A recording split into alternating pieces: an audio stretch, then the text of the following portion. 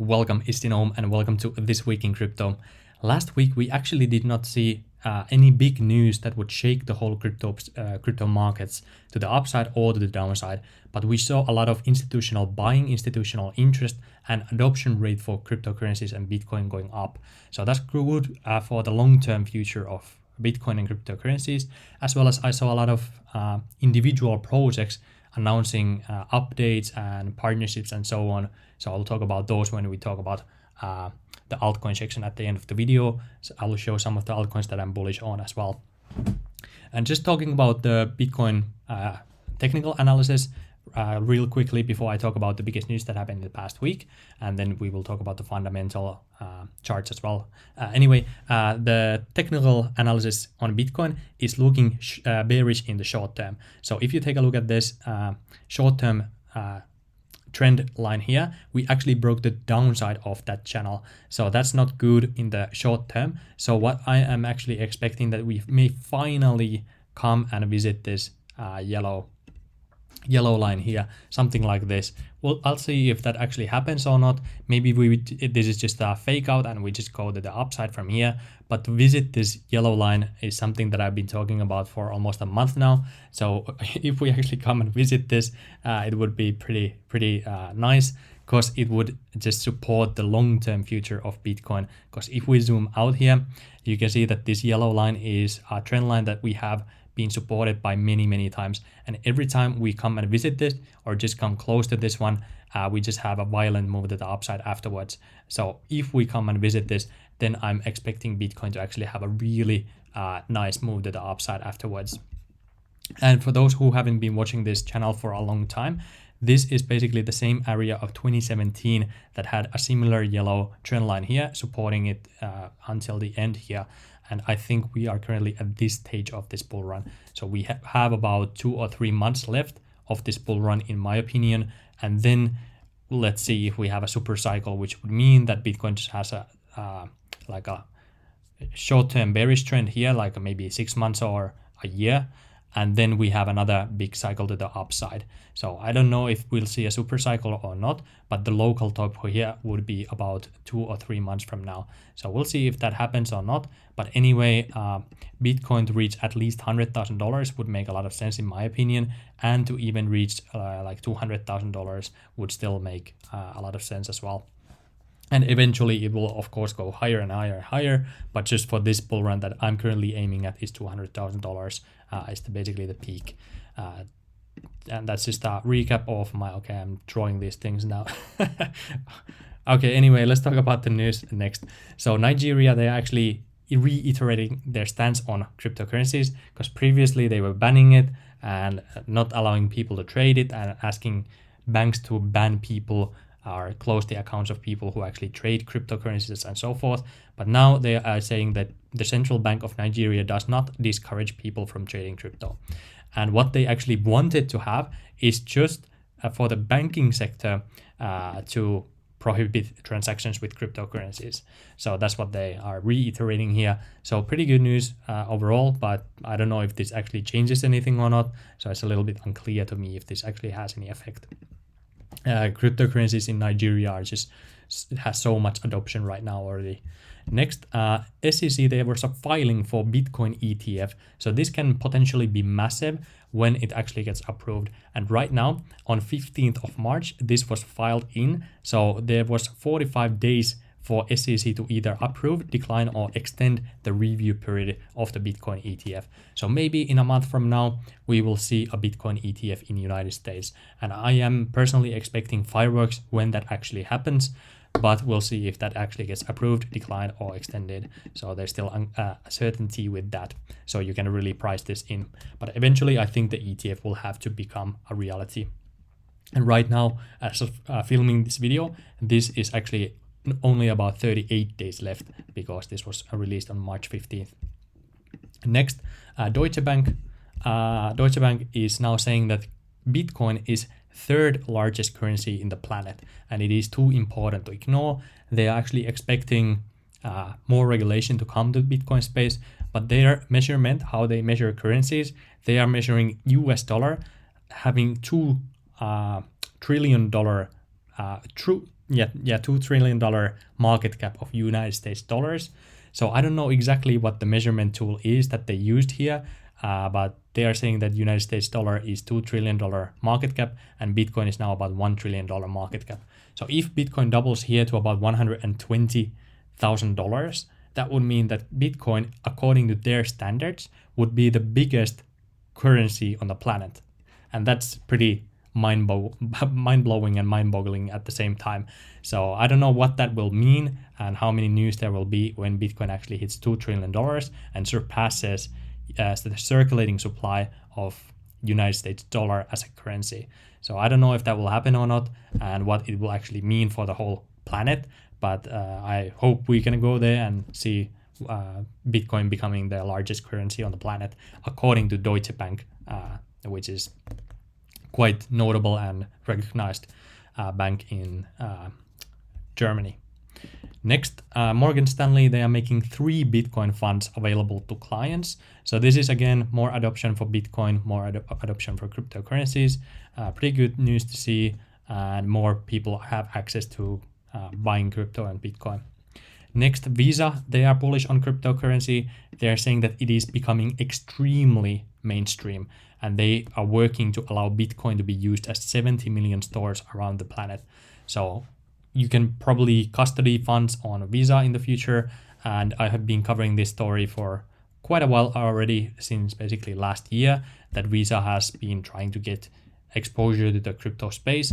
And I don't know, I think it's very, very cool that you can just use your Visa card and get funds from there directly. You don't have to use any crypto.com accounts or anything like that, directly working with Visa themselves.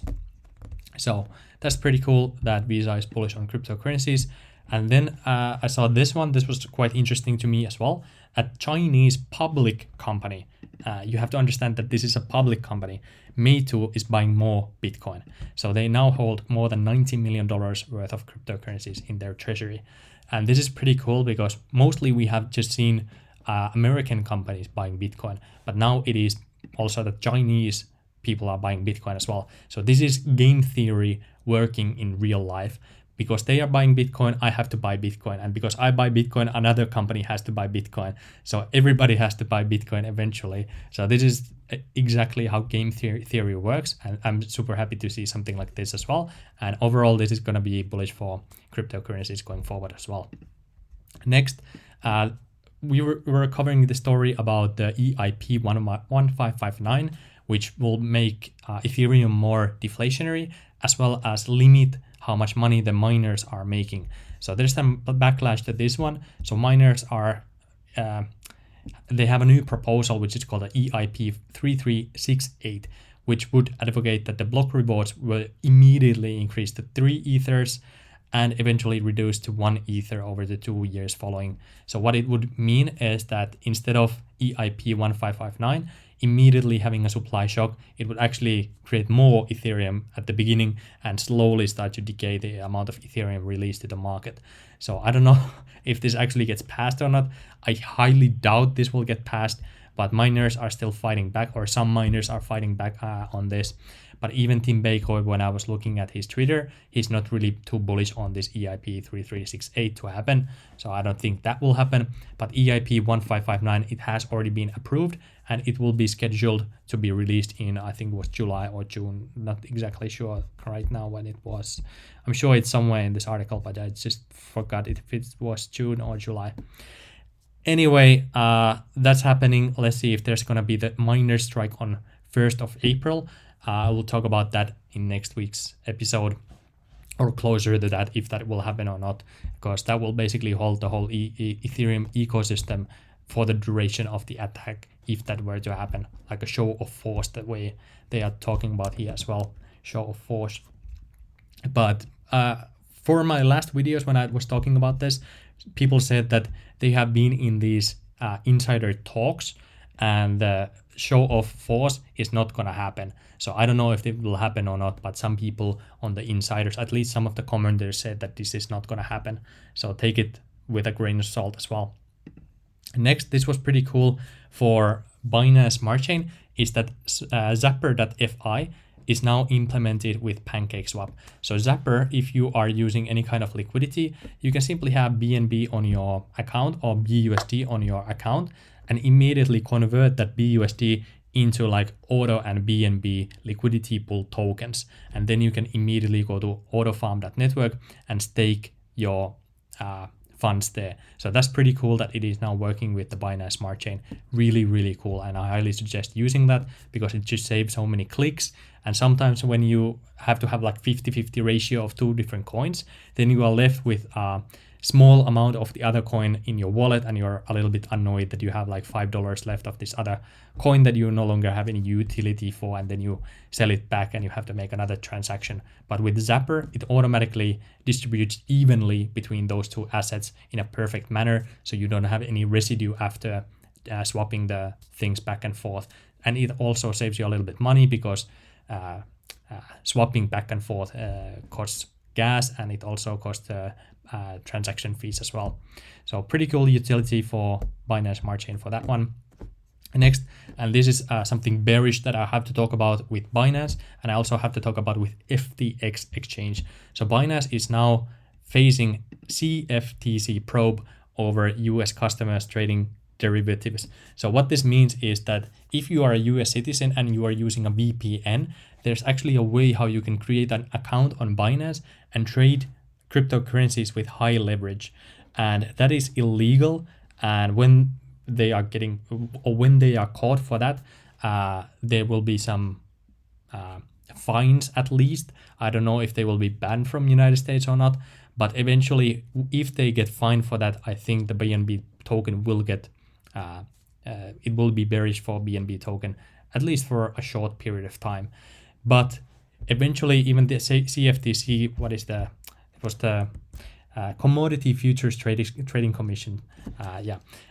These things take a lot of time to actually develop. So I would not expect any news from this for the next like 6 months or so. So I think we're quite safe in the short term, but in the future, you just have to keep this in the back of your head that Binance Smart Chain, they are basically illegally allowing this because it is possible via VPN.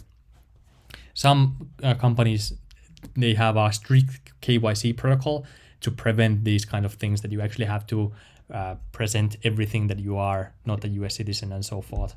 But anyway, this is what's going on with Binance, and the same thing is actually true with FTX.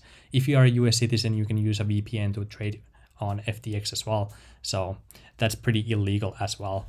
So you just have to understand that whenever this actually becomes a thing and they get fined or they have some penalty, it will be bearish for the price of that token eventually. Next, those are basically the biggest news that I saw, like the whole market-wise. But now let's talk about the fundamental stuff of Bitcoin. So the one thing that I really like to see is this one right here.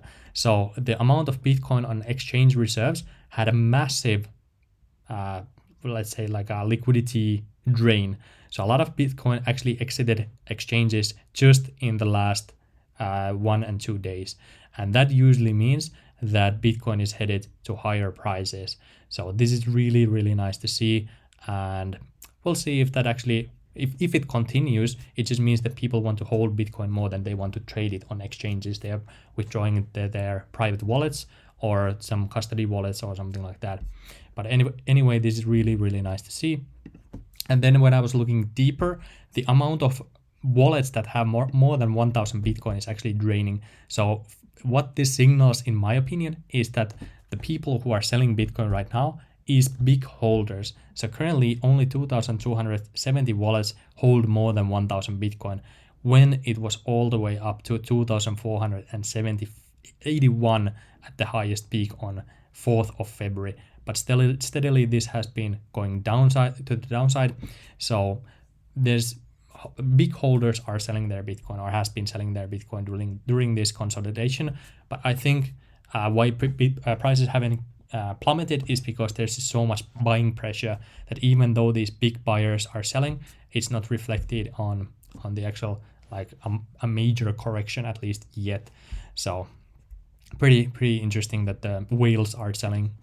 But that's quite interesting, because if we just go one scale below and we look at Bitcoin wallet sizes that have more than 100 Bitcoin, this is just going flat, completely flat basically. So no effect here at all. It is only these massive whale addresses that have been selling during this time here. So this is usually what you would expect at a Bitcoin top, but I don't think this is the top yet, in my opinion, nowhere near that. So I don't know. Or maybe one case that would make Bitcoin quite bearish is if there's some big event happening in the macroeconomic scale. So if there's another liquidity crisis like we had last year, then that's quite bearish for Bitcoin. So I don't know if that's some people here who are expecting that, or they just want to take out their profits, or maybe they want to invest into altcoins. I don't exactly know why they are selling here. Next, our HODL ratio. This is an indicator that you can take a look at. It's a free to watch if you come to this address. This is actually measuring how many people and how much of Bitcoin has been realized as profit. And whenever this goes high, it just means that people haven't realized profits yet. And usually it means that people want to sell during these times. And this R-HODL ratio has been a good indicator for a bull market top in the past. So whenever this goes to the red line, and we're currently on a little over the halfway mark here. So that's pretty good that we still have upside, at least according to our HODL ratio. And now let's talk about some of the altcoin stuff. So if we just take a look at the markets overall in the last 7 days, and we take a look at the biggest market caps, it's pretty much just consolidation overall. Cardano is a little bit up. Crypto.com is up significantly, which I'm quite happy about. I'll talk about those soon. Uni is a little bit up because they were teasing about the version 3 coming out. I'll talk about that also. But pretty much is not major moves. Harmony had a major move, I have to say that. But not major moves in the big altcoins. But there's some altcoins that I want to talk about in this video as well. So let's talk about those. So the first one is this one. So Hayden Adams, who is the creator of Uniswap protocol, or the founder and inventor of that protocol, he's saying this, that if I have to go another week without publicly announcing details of Uniswap version 3, I might go insane. So he has been teasing us with this Uniswap version 3 for the longest time already. Basically since at least I remember September 2020, that it will change everything about how we trade cryptocurrencies, and it will fix all the problems of Uniswap. And people are quite bullish on this, because if we take a look at the Uniswap price, you can see the market cap of Uniswap is about $17 billion, but the total value locked is only $5 billion. So there's a lot of people expecting this to be massive, and people to lock more funds into this eventually, and maybe it is worth $17 billion, but I just don't like this ratio, because this means that the market cap is almost the fully diluted market cap is $32 billion if you take out the current circulating supply and the supply that has not been released yet into consideration. And that ratio is 6 times higher than the total value locked, which is quite a lot, because if we compare that to AutoFarm, this is like 0.2 this ratio to AutoFarm, for example. So for me, even though this big news for Uniswap is coming, it's very hard for me to get to it because it's already so big and this ratio is just so massive already. So some people are saying that these ratios don't matter at all, but in my opinion, it matters that you can somewhat see which is undervalued and which is overvalued. So for me, I don't want to hold Uniswap. And there's one more thing that you have to understand with these news cycles is that people tend to buy the coin for the hype and sell it when that actually launches. So when Uniswap version 3 actually launches and when they announce it, it could even be bearish because people are maybe not as hyped, or they thought it was going to be better than it actually was, or maybe there's some other issue with it and it just drops. But a lot of people who want to benefit from Uniswap are buying it now, so there's not as many people wanting to buy it when the actual news actually announces, unless it's super, super massive good news. So anyway, Uniswap, the market cap is just ridiculously high. And if we take a look at like SushiSwap, Uniswap, as far as I know, is just staying on Ethereum network, and that's their focus, is Ethereum network.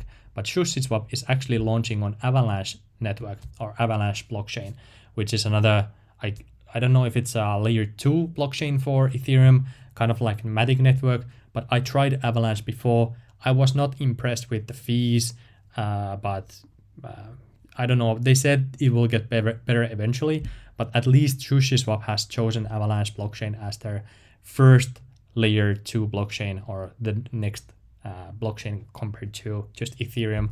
So SushiSwap is launching there. But if we take a look at Sushi in the last week, there's basically nothing happening in the price, just going a little bit down even. So people are not too excited for this announcement. But if we take a look at SushiSwap market cap, that's $2.5 billion. And the fully diluted market cap for SushiSwap is $4.7 billion. And the total value locked is $4.6 billion. And the ratio is 1-to-1 with the market cap and total value locked. So if I were a betting man, I think SushiSwap is much more undervalued than Uniswap. But I don't know how big the Uniswap news will be. So there's a lot of speculation in the air. Personally, I'm just waiting and seeing what the Uniswap announcement will be and going from there, because that could actually change the market dynamics where people want to trade. If Uniswap version 3, for example, allows trades and liquidity mining or farming, yield farming, and such things like that, basically for no cost on Ethereum network with optimistic rollouts, that will be pretty impressive. And that could change the market dynamics, that people actually move away from like Binance Smart Chain or other networks and go back to Ethereum network. So I'll have to wait and see and what that actually means. So it's quite hard to predict what's going to happen with that announcement. So we'll see what Uniswap version 3 will be. And that's one of the reasons why I have a lot of stable coins ready right now. And I have been taking profits from protocols that I have had profits. I were able to take profits from, because it's hard to say where the markets are headed now, just with all the cross-chain stuff. But betting on protocols that go and experiment with cross-chain stuff, I think that's a good strategy overall. Next is crypto.com. They actually last week they launched their card updates. So I made the CRO profit calculator. You may have seen this in the past, but if you invest into these CRO card tiers, these are now fixed in dollar values. Or if you are using euro, then these are fixed in euro values. So you no longer have to worry about what the price of CRO is. These cards always cost the same. And with these current prices of CRO, it was this was the peak, but currently it's about this is about the price. So it just tells you how many CRO you have to invest to get to this level, and you can see different perks here as well. The cheapest card, which is the $400 card, it will give you free Spotify and 2% cash back for every single purchase.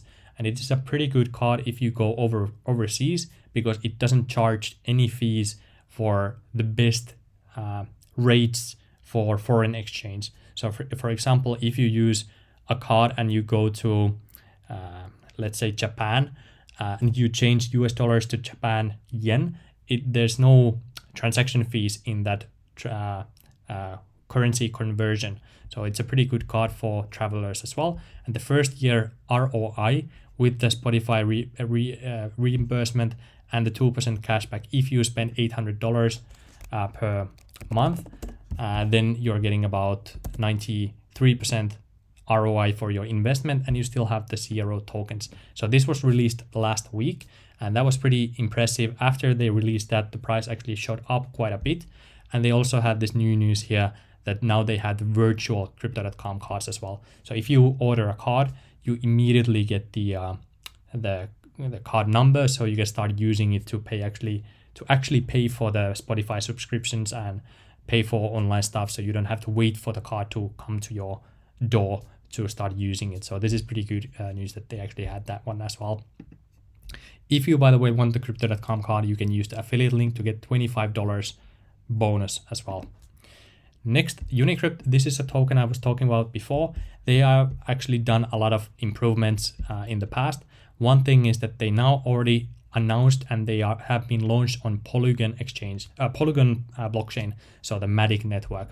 So they launched there, and they will have a partnership with QuickSwap DEX as well. So the liquidity locks will be allowed on QuickSwap eventually as well. And I think there will be QuickSwap farming for UNCX token as well. And the price of UNCX actually went quite a bit up. So if we take a look at UNCX, the price went up about 50% in the last 7 days. Today it has gone down quite a bit already, but still it's up quite a bit. Anyway, I'm still holding all my UNCX. I still haven't sold any because I think the price potential is so much higher than this. The market cap for UNCX is, I think, currently about $10 million. Unfortunately, this Livecoin Watch doesn't show it, or $11 million, something like that. And it has no inflation coming at all. So all the tokens have already been released. So that's pretty cool that happened. Next is Band Protocol. They also launched on Polygon on Matic network. And Band is one of those, I would say, low risk, high reward coins that I have in my portfolio. If I only had to bet on one coin on the whole planet, I would probably put it on the Band, on one altcoin, I mean, because Band Protocol, they are providing the same service as Chainlink, so on-chain oracles, and almost every DeFi protocol out there, or any blockchain that wants to have a really good DeFi protocol on their blockchain or DeFi ecosystem, they will need oracles in their blockchain. And Band is basically the front runner for cross-chain oracles out of any oracle coin on the market. So for that reason, I'm so bullish on Band that it's quite ridiculous. And currently it is $14.7. I think it's massively undervalued because the market cap is only $300 million. And the one bigger, which is the Chainlink, the market cap of Chainlink is $12 billion. So if Band becomes 1/5 of Chainlink eventually, or 1/10, if it's 1/10, it would still become $1.2 billion, and that would mean that it will go up about 4x in price. So for overall, I think Band is undervalued, and that's why I've been investing in Band. And I think it's a great investment, low risk, high return, because eventually all these different blockchains, they will want DeFi protocols to come there, but they will need some sort of oracle service.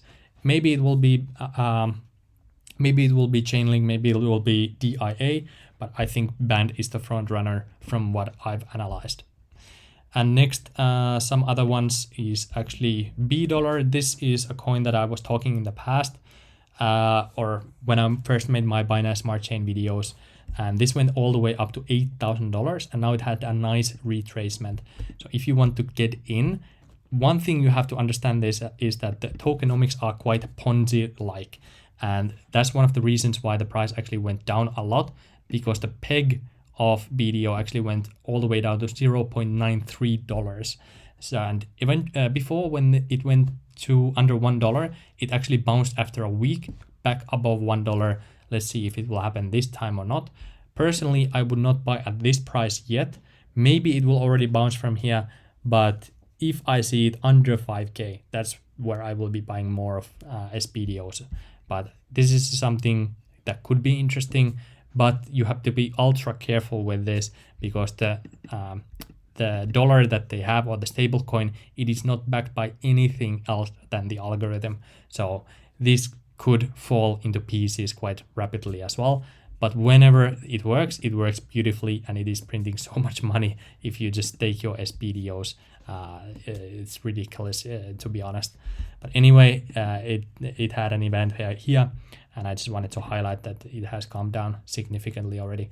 But below 5K is basically where I'm buying. I'm currently not buying yet, so let's see if that will happen or not. Next is, of course, AutoFarm. AutoFarm is still the #1 protocol on the Binance competition, and currently it is 3.9K. I told you guys that if it goes to 3K, that would be the perfect buying level, because if we take a look at, let's take a look at it. Actually, I think I saw put it on Telegram. I did not make a video about this, so let's put it here. So if we go to the max and we take a look at this, the reason why I'm bullish on Auto is that if you take a look at the recent price movements, you can see that we had a higher low here and a higher high. So if we come to this peak here, it will basically mean that auto price will be about 3.5k or 3.4k here. And if we get a price of auto around this price here, I think it will be an amazing opportunity to buy auto. It is already quite a good price, so if you want to get in, this price is pretty amazing. But personally, I'm just buying more if it goes to about 3.5k and below. That's where I will be buying more auto, but already just averaging in could be an interesting pick as well. And this will get a Binance listing maybe on at the end of April, because that's when the Binance Smart Chain competition actually ends. And because they are the number one currently, they will also get the $2 million of liquidity injected in the auto and BNB pools, which alone will probably pump up the price when that happens in April as well. So anyway, I'm quite bullish on auto farm, but the issue right now with the whole market, as I think I said this in last week's video as well, is that Ethereum will be rolling out the optimistic rollouts sometime this week and next week or the week after. So sometime during that time, optimistic rollouts will be coming to Ethereum. And when those do come to Ethereum, it could change the market dynamics again. So that's why I think the price of auto is quite low, because people are a little bit unsure where the markets are headed. So if you just want to be safe right now and wait what the actual Ethereum and Uniswap announcements will be, then stablecoins or Bitcoin is a good choice. Band is good overall because it captures the value of the whole growth of the cross-chain ecosystem. But overall, that's basically where I'm standing right now. I hope you still got out of something for this week. There's not any big news or anything like that for this week. Oh, by the way, I'm still bullish on all these things like Mirror Protocol, Cell Token, all these things that I'm still bullish on that I've talked about in the past as well. Anyway, that's it for this video. Hope you liked it. Consider subscribing, and I will see you on the next video.